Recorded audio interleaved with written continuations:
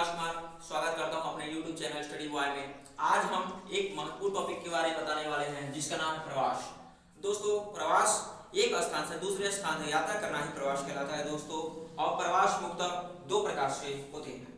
पहला होता है अंतर्राष्ट्रीय प्रवास, जो कि हम एक देश से दूसरे देश तक प्रवास करते हैं, और दूसरा होता है आंतरिक प्रवास, जो कि हम एक ही देश के अंदर में एक राज्य से राज्य में, नगर में, बस्ती से बस्ती में, गांव से गांव में प्रवास करते हैं दोस्तों, उसे बोलते हैं आंतरिक प्रवास। तो आज पढ़ते हैं हम प्रवास होने के कारण। प्रवास आखिर होते क्यों हैं, इसके कारण में दोस्तों आता है पहला आता है भौतिक सुविधाएं दोस्तों, यानी कि भौतिक जो भी हमारे प्रकृति के साधन हैं, जैसे कि जल की पूर्णता और खेती की सुविधाएं, और जैसे कि जो भी हमारे प्राकृतिक चीज है उनकी लाभ के लिए जनसंख्या एक स्थान से दूसरे स्थान तक प्रयोग करती है। उदाहरण के लिए हम मान सकते हैं कि अंटार्कटिका महाद्वीप, जो कि सबसे बड़ा महाद्वीप है, उसमें जनसंख्या सूक्ष्म निवास करती है, नाम मात्र निवास करती है, जबकि वह क्षेत्र बहुत ही विस्तृत है। क्या रीजन क्या है? रीजन यह है दोस्तों कि वहाँ भौतिक सुविधाएं नहीं है, वहाँ ठंडी की मात्रा सबसे अधिक मानी जाती है। और जैसे कि ये एक बड़ा मरुस्थल है, जैसे मान लेते हैं किसी मरुस्थल में जनसंख्या नाम मात्र ही निवास करती है, क्योंकि वहाँ पे गर्मी इतनी अधिक पड़ती है कि खेती सही ढंग से नहीं हो पाती है, वहाँ पशु पक्षी का रहना अधिकतम संभव नहीं माना जाता है। और आगे की मात्रा में ले लेते हैं हम उत्तर प्रदेश और चीन, जो भी घनत्व जनसंख्या वाले राज्य हैं, उनमें जनसंख्या सर्वाधिक बसती है, जिसके कारण है यही भौतिक सुविधाएं।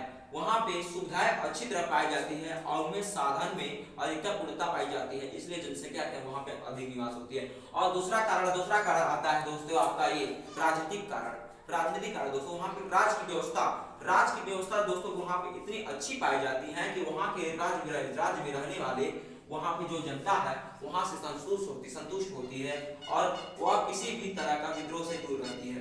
और आगे चलते हैं दोस्तों, आगे चलने के बाद वहाँ पे आते हैं सांस्कृतिक बनावट में दोस्तों। वहाँ की रहन सहन की विधियां, वहाँ पे टेक्नोलॉजी का जमाना जो भी है वो आगे की तरफ है, जगना की पिछड़ी जनजातियों की तरफ से थोड़ा स्ट्रेट करने के लिए दोस्तों यह मुख्यतः 3 कारण प्रमुख माने जाते हैं। और इसमें एक और ऐड होता है दोस्तों, जो कि है आर्थिक कारण। अधिकतर जनसंख्या एक स्थान से दूसरे स्थान प्रवास जब करती है जब उनकी आर्थिक स्थिति खराब हो और वे अपने आय की प्राप्ति के लिए एक स्थान से दूसरे स्थान तक कमाने के लिए जाती हो।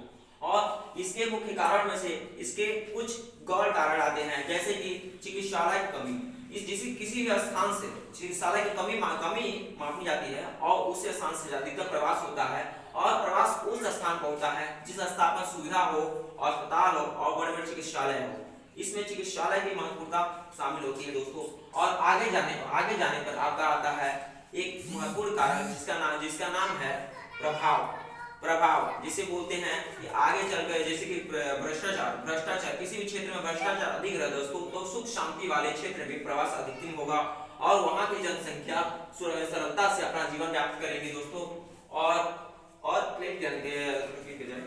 तो दोस्तों यह कारण कुछ है जिसके कारण प्रवास हुए जाते हैं। और इसके कारण के उपरांत एक और टॉपिक आता है, जो कि परिणाम। प्रवास होने से दोस्तों उस जगह में क्या परिणाम होता है जहाँ से प्रवास होते हैं और जहाँ पे प्रवास पाए जाते हैं। और प्रवास जहाँ पाए जाते हैं वहाँ पहले आता है जनसंख्या वृद्धि। वहाँ पे लोगों की मात्रा अधिकतम हो जाती है, जिसके कारण वहाँ की जनसंख्या में वृद्धि होने लगती है और वहाँ जनसंख्या विस्फोट होने की संभावना होती है दोस्तों। जनसंख्या विस्फोट का अर्थ वह होता है दोस्तों कि किसी भी स्थान के क्षेत्र में उसके जनसंख्या का अनुपात जनसंख्या बढ़ जाना जनसंख्या विस्फोट कहलाता है दोस्तों। जनसंख्या बढ़ने के कारण वहाँ पे एक और ये संकट आता है, जिसे बोलते हैं बेरोजगारी दोस्तों। बेरोजगारी आज के देश का सबसे बड़ा संकट माना जाता है, क्योंकि बेरोजगारी से आज पूरा देश ग्रसित हुआ है, जिसके कारण वहाँ के रोजगार प्राप्त करने में लोगों को काफी संकट प्राप्त होती है।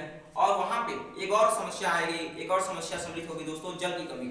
आजकल जैसे कि आप जानते हैं पृथ्वी पर 1/3 भाग ही जल बचा हुआ है, जो कि एक शुष्क बिंदु के नाम पे अंकित होगा। यह कि भविष्य में आने वाले जल की कमी दिन प्रतिदिन बढ़ती जा रही है दोस्तों। इसलिए जनसंख्या वृद्धि के कारण जल की कमी होगी और प्रदूषण में वृद्धि होगी। प्रदूषण वृद्धि होने के साथ साथ दोस्तों वहाँ की भूमि की कमी होगी, जिसके साथ साथ वहाँ प्रवास की भी कमी पाई जाएगी। ये कुछ टॉपिक आते हैं जिसके जिसके परिणाम पाए जाते हैं। और जहां से प्रवास होते हैं वहां दोस्तों जनसंख्या में कमी होगी, जनसंख्या में कमी होगी, जिसके कारण वहां का विकास संपूर्णतः नहीं होगा। जैसे कि आप जानते हैं किसी भी राज्य का विकास वहां की गई जनसंख्या ही करती है, जनसंख्या करती है। वहां के राज्य का विकास वहां की जनसंख्या के साथ साथ वहां के राज्य जो ये क्या बोलते दोस्तों परिणाम और कारण और प्रवास, यह 3 टॉपिक आते हैं जो कि परीक्षा में अक्सर पूछे जाते हैं। दोस्तों आप इन तीनों के बारे में अगर महत्वपूर्ण से और ध्यानता से पढ़ लेते हैं तो आपका कंफर्म है कि परीक्षा के कुछ अंक आपको अवश्य मिलेंगे और आप प्रवास से किए गए कोई भी क्वेश्चन का आंसर सरलता से दे सकते हैं।